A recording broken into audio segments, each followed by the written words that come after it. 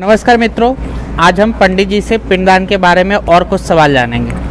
तो आइए पंडित जी से बात करते हैं। नमस्कार पंडित जी। नमस्कार। पंडित जी, हम ये जानना चाहते हैं कि जो लोग पिंडदान नहीं करवाते हैं उनके लिए कैसी समस्या हो सकती है। जैसे कि बहुत सारे लोग जो हैं गया में आकर पिंडदान करवा लेते हैं, लेकिन बहुत सारे लोग यहाँ पे नहीं पहुँच पाते हैं पिंडदान के लिए या नहीं करवाते हैं, तो उनको किस तरीके का दोष लग सकता है या उनके साथ किस तरीके का समस्या उत्पन्न हो सकता है, इसके बारे में जानकारी दें। देखिए, जो सनातन धर्म को जो मानते हैं लोग, उनको गया जी आना अनिवार्य है। जो इनके पिता, दादा, परदादा, माता, दादी, परदादी, नाना, नानी, चाचा, चाची, मौसा, मौसी, सास, ससुर, जो लोग गुजर जाते हैं उनको पिंडदान के लिए ये तीर्थ है।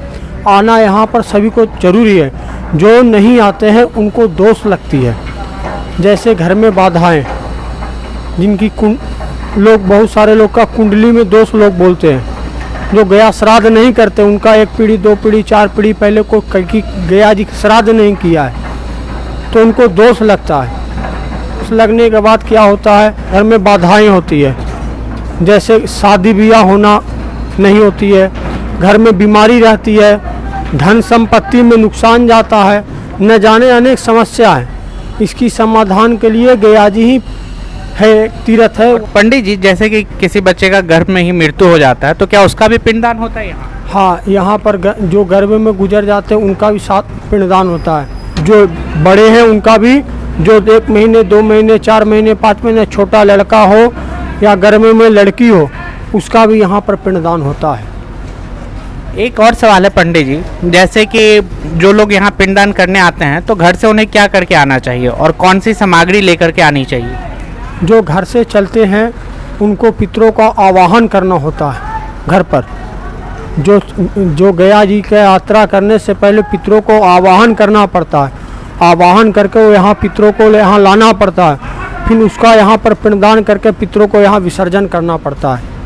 तो ये आवाहन कैसे करते हैं और साथ में सामग्री कौन कौन सा लेके आना होता है? क्योंकि बहुत कन्फ्यूजन होता है, बहुत सारे लोग सामग्री लेके नहीं आ पाते यहाँ पे। घर से सामान जो लाना पड़ता है वो 1.25 मीटर कपड़ा लगता है, सफ़ेद या लाल में।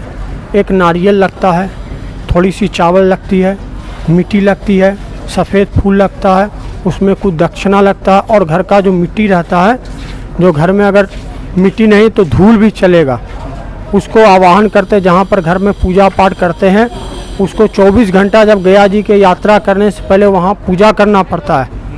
वो नारियल को लेकर और थोड़ी सरसों, ये सभी सामान घर पर आपको रखना पड़ेगा। थोड़ी 50 ग्राम 100 ग्राम से, तो वही आपको घर में पूजा पाठ करना पड़ेगा।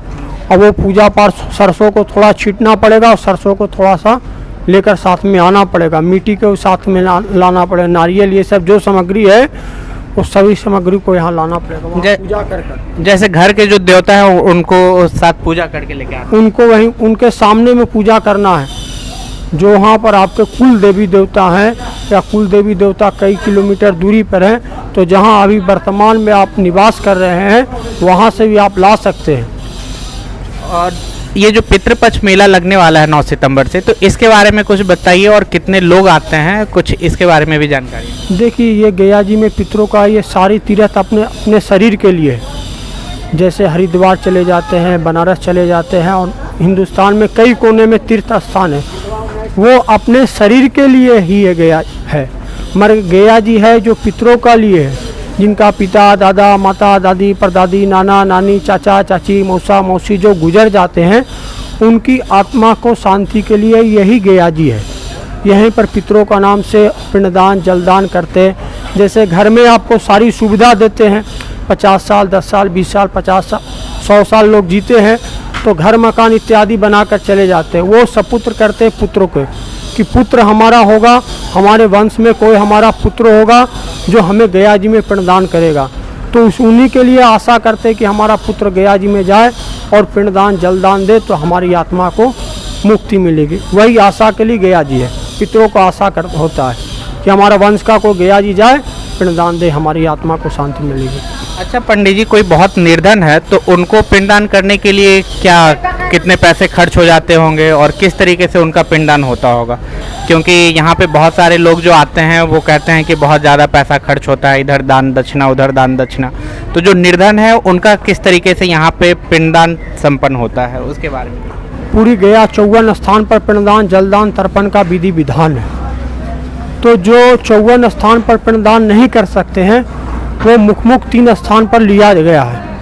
तो पहला जो आप फल्गु नदी जो देख रहे हैं, ये फल्गु नदी पर लोग प्रथम पिंडदान करते हैं। दूसरा भगवान का मंदिर है और तीसरा अक्षवट जो सीता साक्षी अक्षर जो सीता माँ ने अक्षर दिया था, वो मुख स्थान पर 3 स्थान पर लोग पिंडदान करते हैं। और नहीं तो ऐसे 54 स्थान पर जिसको सक्षम होते हैं वो पूरी गया 54 स्थान पर पिंडदान करते हैं। जो सक्षम नहीं होते वो 3 स्थान पर करने से पूरी गया का महत्व उनको प्राप्ति होती है।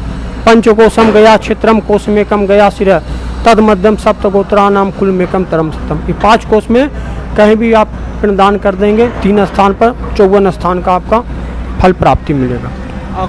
कुछ लोग जो हैं वो 1 दिन का पिंडदान करते हैं, कुछ 3 दिन का, कुछ 17 दिन का। तो क्या इससे कुछ फर्क पड़ता है कि जो 1 दिन का किया उनका मोक्ष की प्राप्ति नहीं होगा, जो 3 दिन का करेगा उसी का मोक्ष का प्राप्ति होगा? इसके बारे में कुछ जानकारी। देखिए ये जो 17 दिन का जो विधि विधान करते हैं वो पार्वन श्राद्ध बोलते हैं। पार्वन श्राद्ध 17 दिन का करते हैं। उसके बाद यहाँ से करने के बाद बहुत सारे लोग जो 17 दिन करते हैं भागवत कथा भी करते हैं, उनको करना होता है। तो उनको लमसम 1 महीना का समय लगता है। और जिनके पास समय नहीं रहता है तो वो 1 ही दिन का मुख स्थानों पर पिंडदान करके चले जाते हैं। दोनों का एक ही फल है, अपना अपना श्रद्धा है, अपना अपना इच्छा है। 5 उंगली बराबर नहीं, कोई छोटा भी है कोई बड़ा भी है। धन्यवाद पंडित जी।